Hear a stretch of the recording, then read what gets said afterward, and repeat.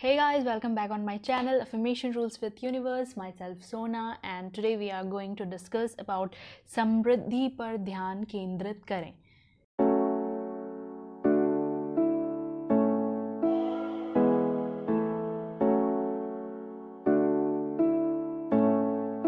समृद्धि मतलब सक्सेस पर ध्यान केंद्रित करें। यहाँ पर डॉक्टर जो बटाल कहते हैं, मैं कल्पना कर सकता हूँ कि बहुत सारे लोग क्या सोच रहे होंगे। मैं अपने जीवन में ज़्यादा पैसे कैसे आकर्षित करूं? या हम सब लोग यही सोच रहे हैं इस लास्ट के 2 वीडियोस देखकर। मैं ज़्यादा नोट कैसे हासिल कर सकता हूं? मैं ज़्यादा दौलत और समृद्धि कैसे पा सकता हूं? हालांकि मैं अपनी नौकरी के काम को बहुत पसंद करता हूं, लेकिन मैं अपनी क्रेडिट कार्ड के कर्ज से कैसे छुटकारा पा सकता हूं? और इस एहसास से कि मेरी आमदनी लिमिटेड है, क्योंकि यह सैलरी के रूप में ही मेरे पास आ सकती है, और ज़्यादा पैसे कैसे कमा सकता हूँ, इसका इरादा कैसे करूँ? तो अभी तो हम सब यही सोचते हैं ना कि जो हमारी सैलरी मिल रही है, क्योंकि ईमानदारी से कमाने वाला इंसान तो सैलरी पर ही डिपेंड करता है, और सैलरी जो हमें मिल रही है उसके अलावा हम और कितना कमा सकते हैं। तो ये हम इस पुस्तक के बारे में बहुत सी बातें कर चुके हैं। आपका यह घोषणा करना कि यूनिवर्स के कैटलॉग से आप क्या पाना चाहते हैं, और अगर पैसा उनमें से एक है तो यह बताएं कि कितना पाना चाहते हैं। मैं अगले 30 दिनों में अप्रत्याशित रूप से $25,000 या कोई और धनराशि पाना चाहूँगा। बस यह आपके लिए बिलीव करने वाला होना चाहिए। अगर आप अतीत में अपने मस्तिष्क में यह विचार रखा है कि पैसा सिर्फ सैलरी के रूप में आपके पास आ सकता है, तो उस विचार को फ़ौरन अपने दिमाग से निकाल दें।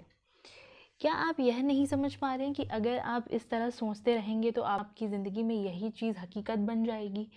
इस तरह के विचार से आपका भला नहीं होगा।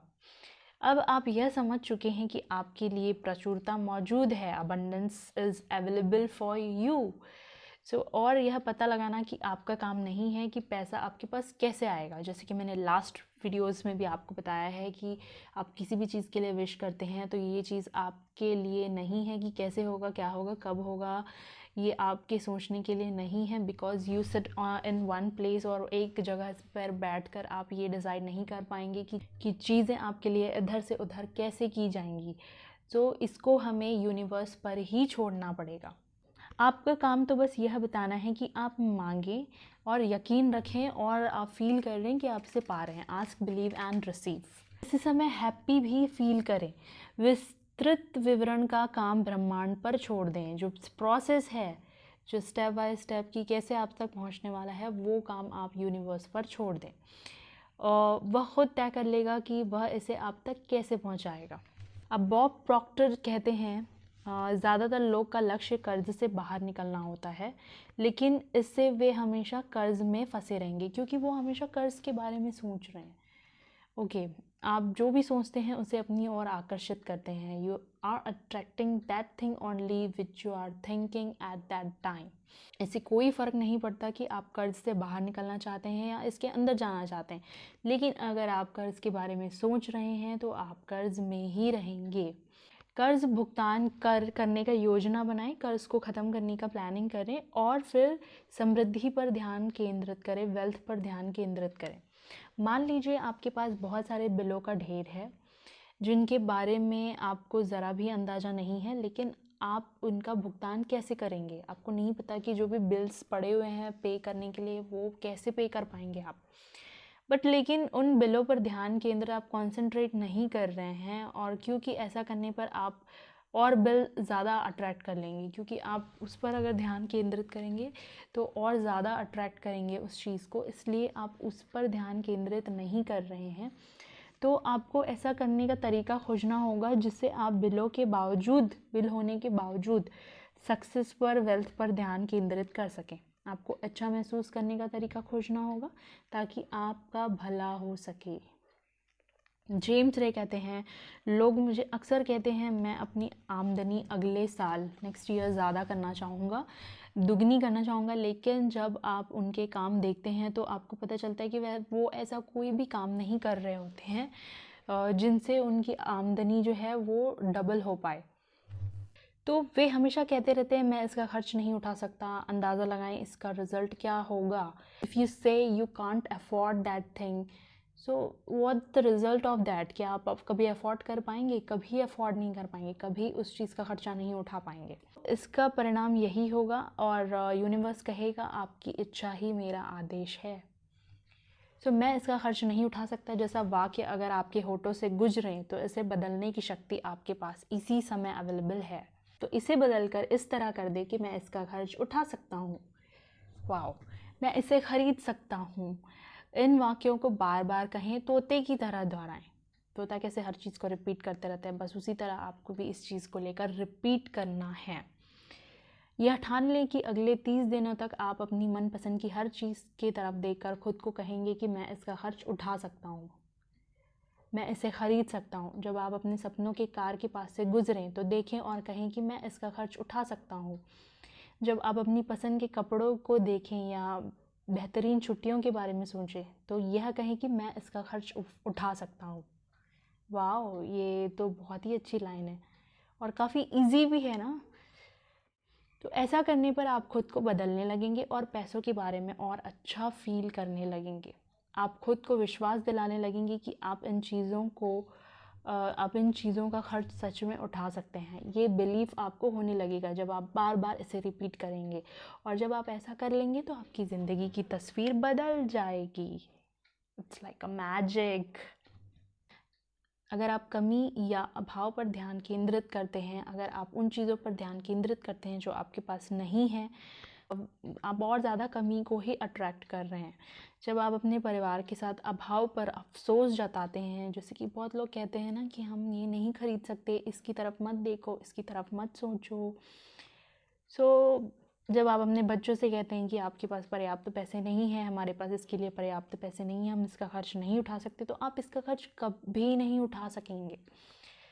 तो आपको अभाव का ज़्यादा आकर्षित कर रहे हैं उस टाइम अगर आप ऐसा बोल रहे हैं। अगर आप प्रचुरता चाहते हैं और समृद्धि चाहते हैं तो प्रचुरता समृद्धि पर ध्यान कंसंट्रेट करिए। आत्मिक खजाना जिससे सारी दिखने वाली दौलत मिलती है कभी खाली नहीं होती, यह हर समय आपके पास है। अब आप रहस्य जान चुके हैं। अब आप जब भी किसी दौलतमंद व्यक्ति को देखेंगे तो जान जाएंगे कि उस आदमी के प्रबल विचार कमी पर नहीं, दौलत पर ध्यान केंद्रित कर रहे हैं और उसने दौलत को अपनी ओर आकर्षित कर लिया है।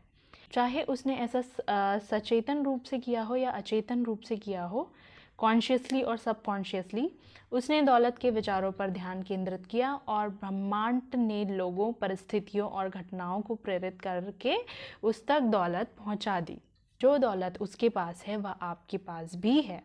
उसमें और आप में फ़र्क सिर्फ इतना है कि उसने दौलत लाने वाले विचार सोचे और आपकी दौलत अदृश्य में आपका इंतज़ार कर रही है और इसे प्रकट करने के लिए दौलत के बारे में आपको सोचना होगा। सो गाइज़, हम क्या है ना हमेशा अपोज़िट करते हैं, क्योंकि हम क्या करते हैं कि हम हमेशा ये सोचते हैं कि हमारे पास ज़्यादा पैसे नहीं हैं तो हमें इसके लिए सोचना मतलब अपने आप को और ज़्यादा परेशान करने वाली बात होगी, तो हम उसके बारे में सोचना ही नहीं चाहते।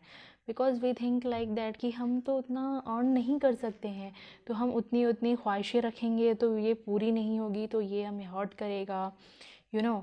तो अगर और लोगों का ये कहना और भी ज़्यादा अजीब बना देता है चीज़ों को कि मेहनत करो तो मेहनत करने से पैसे आते हैं। तो ऐसा होता तो सबसे ज़्यादा अमीर तो एक मज़दूर होता। लेकिन we have to do the smart work as well. मेहनत, हार्ड वर्क एक तरह का अपनी जगह पर है, लेकिन we have to do the smart work as well. तो हमें इन चीज़ों से भी कुछ सीखना चाहिए और डेफिनेटली अपने ऊपर काम करना चाहिए, तभी जाकर हम क्योंकि ईमानदारी से आप अपनी सैलरी अर्न कर सकते हैं, दैट्स इट। लेकिन अगर आपको रिच बनना है, सक्सेसफुल बनना है, देन व्हाट?